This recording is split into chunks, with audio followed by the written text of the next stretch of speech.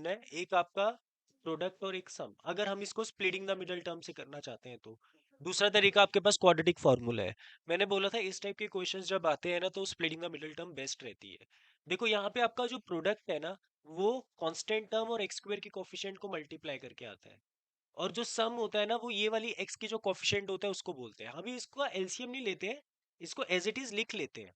ठीक है, देखो अगर मैं एक number a upon A plus B लूं और दूसरा number a plus B upon A लूं, इन दोनों को ऐड करूंगा तो सम तो बनेगा ही बनेगा। और अगर मैं इन दोनों को मल्टीप्लाई करूंगा तो क्या मेरा प्रोडक्ट 1 बनेगा।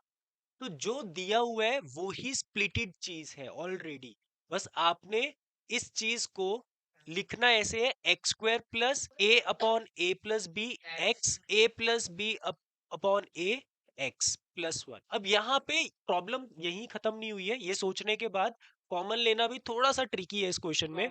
वैसे तो आपको एक चीज बताई हुई है, जब एक्स स्क्वायर का कोफिशिएंट 1 होता है तो डायरेक्ट लिख सकते हो आप, नहीं लिखना चाहते आप कॉमन लेना चाहते हो तो यहाँ पे कॉमन ले लेते हैं।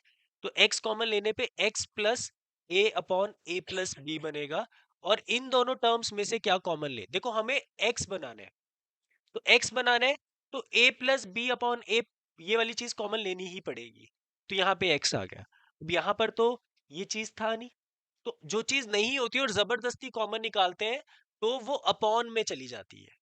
जब भी किसी के पास हम कॉमन निकाल रहे हैं और वो चीज उसके पास है नहीं है तो वो चीज उससे डिवाइड हो जाती है। जैसे आपको ऐसा दिया हुआ है, सपोज 2a प्लस 5 दिया हुआ है, मैं यहां से a कॉमन निकालना चाहता हूँ। 2a के पास तो a है बट 5 के पास a नहीं है, तो मैं 2a से जब a कॉमन निकालता हूँ तो 2 लिखूंगा, 5 बाई a लिखेंगे, क्योंकि जब मैं वापस मल्टीप्लाई करूंगा तो यही चीज मेरी वापस मिल जाएगी। सेम चीज हम यहाँ पर कर रहे हैं, तो मतलब ये जो a है ये ऊपर आ जाएगा नीचे की जगह।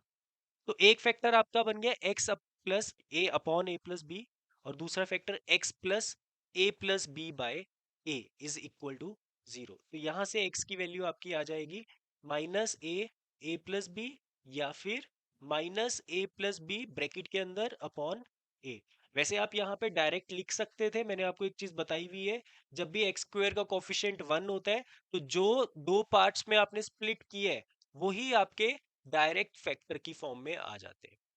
ठीक है, तो ये आप डायरेक्ट भी लिख सकते थे इज इक्वल टू 0। ठीक है, बस इतना ही था ये क्वेश्चन में।